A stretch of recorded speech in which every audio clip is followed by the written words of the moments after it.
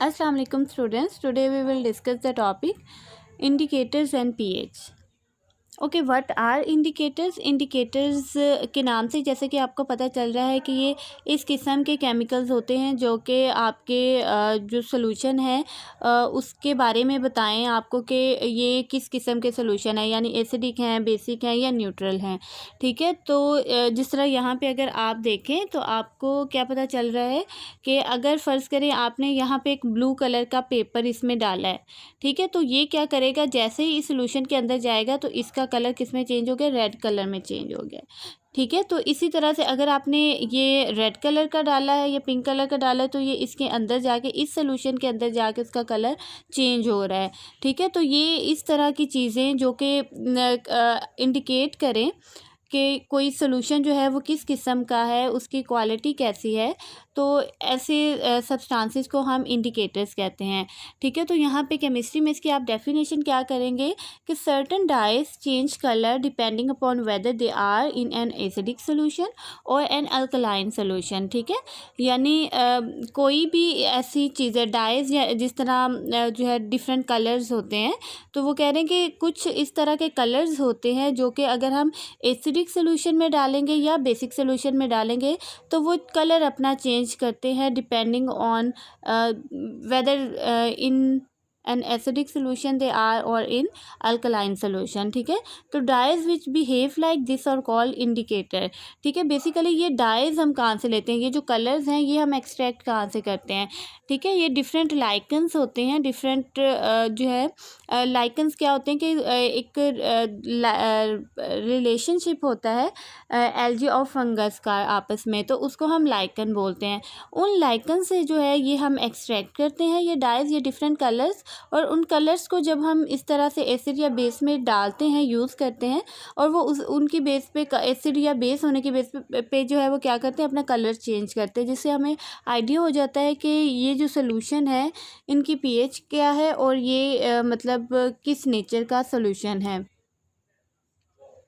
Okay, the one of the common indicator is litmus. ठीक है, common indicator है जो कि बहुत ज़्यादा लैब्स में यूज़ किया जाता है। इवन आपके जो स्कूल में लैब है उसमें भी लिटमस पेपर पड़े हुए हैं, और इंशाल्लाह हम इसके ऊपर जो है एक एक्सपेरिमेंट भी करेंगे, आपको करके दिखाएंगे कि किस तरह से जो है वो जब आप लिटमस पेपर यूज़ करते हैं तो वो एसिडिक सोल्यूशन होगा तो उसमें कैसे कलर चेंज होता है, बेसिक होगा तो उसमें कलर चेंज किस तरह से आता है।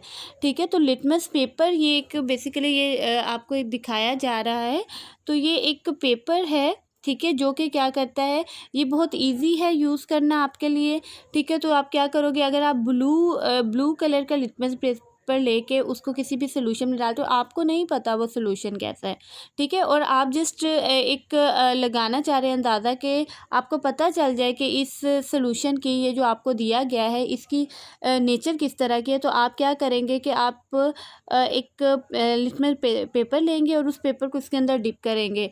तो अगर और ब्लू कलर का अगर आप लिटमस पेपर या यूज़ करेंगे तो वो क्या करेगा कि उस सोल्यूशन में जाके अगर वो रेड कलर में चेंज हो गया है तो वो सोल्यूशन किस चीज़ का है, वो एसिड का सोल्यूशन है। ठीक है, इसी तरह से अगर आप क्या करते हैं, रेड कलर का उसमें जो है वो डिप करते हैं और वो अंदर जाके जो है उस लिक्विड के अंदर जाके क्या कर लेगा, अपना कलर जो है वो ब्लू कर लेगा, तो ये सोल्यूशन कौन सा है, ये अल्कलाइन सोल्यूशन है। ठीक है, तो इस तरह से आपको आइडिया हो जाता है कि कोई भी सोल्यूशन अगर आपके पास है तो उसकी पीएच क्या है, और उसको बेसिकली यहाँ पे तो आपको ये पता चलेगा कि वो एसिडिक है या बेसिक है। ओके, न्यूट्रल सोल्यूशन कौन से होते हैं, ऐसे सोल्यूशन हम प्रीवियसली पढ़ चुके हैं कि वो सोल्यूशन जिनकी पीएच जो होती है, ये जिस तरह आपके सामने एक स्केल बना हुआ है, इस स्केल में अगर आप देखें तो आपको पता चलेगा कि ये एक पीएच स्केल है बेसिकली। ठीक है, इस स्केल में 14 जो है हमें जो है आपको एक ग्रेडिंग दिखाई गई है, उसमें जो 7 है उसके आगे उन्होंने लिखा है ये यहाँ पे पीएच जो है नॉर्मल होती है। ठीक है, नॉर्मल यानी न्यूट्रल होती है। इससे अगर आप ऊपर की तरफ 14 तक जाते हैं तो ये बेसिक होगी, और अगर आप नीचे की तरफ अल्कलाइन होगी, और अगर आप नीचे की तरफ आते हो तो एसिडिक होगी। ठीक है, तो ऐसे सोल्यूशन जिनकी पीएच ना तो एसिडिक होती है ना बेसिक होती है और वो 7 पे उसकी pH होती है, उनको हम न्यूट्रल सॉल्यूशंस कहते हैं। तो इसकी डेफिनेशन यहाँ पे क्या है कि liquid and solutions that are neither acidic और nor alkaline are said to be neutral. Example हम यहाँ पे प्योर वाटर की देंगे कि प्योर वाटर जो है ना वो एसिडिक होता है ना वो बेसिक होता है या अल्कलाइन होता है। तो pure water is an example of a neutral liquid and the colour of litmus remains unchanged. यानी अगर इसी तरह से आप यहाँ पे वाटर लेते हैं और वाटर के अंदर अगर आप लिटमस पेपर को डिप करते हैं तो लिटमस पेपर का कलर चेंज नहीं होगा। That will indicate that this is a neutral solution. Okay, now we will discuss the pH scale. इससे पहले हमने लिटमस पेपर को डिस्कस किया जो कि एज अ इंडिकेटर काम करता है कि आपका सोल्यूशन एसिडिक है या बेसिक। इसी तरह से जस्ट लिटमस पेपर आपको जस्ट ये बताएगा एसिडिक है या अल्कलाइन या बेसिक है, ठीक है। लेकिन जो आपका पीएच स्केल है ये आपको बताएगा कि जो आपका सोल्यूशन है वो कितना एसिडिक है या कितना बेसिक है, ठीक है। अब यहाँ पे जिस तरह उन्होंने क्या कहा है, जिस तरह अभी हमने प्रीवियस स्लाइड में भी देखा है कि जो न्यूट्रल सोल्यूशन है उसकी पीएच 7 होती है और जो एसिडिक सोल्यूशन होता है उसकी लोअर देन 7 होती है, यानी 7 से नीचे क्या होगी 6, 5, 4, 3, 2, 1, ठीक है। और जो स्ट्रॉन्गेस्ट एसिड इसमें इसका मतलब क्या हुआ कि जितना आप नीचे की तरफ पीएच को लेके जाओगे उतनी ज़्यादा वो चीज़ में जो है एसिड की पावर ज़्यादा होती है, ठीक है। तो यहाँ पे उन्होंने क्या, a solution with a pH greater than 7 is alkaline, ठीक है। तो ऐसा सोल्यूशन जिसकी पीएच जो है वो कह रहे हैं कि ग्रेटर देन 7 होगी वो अल्कलाइन होता है, और जो स्ट्रॉन्गेस्ट अल्कली होगी उसकी पीएच जो होगी सबसे ग्रेटेस्ट होगी और वो कितनी है 14 होती है, ठीक है। वो यहाँ पे लिखा the strongest alkalis of all have a pH of 14। Okay, यहाँ पे आपको जो है एक पीएच स्केल दिखा दिया गया है।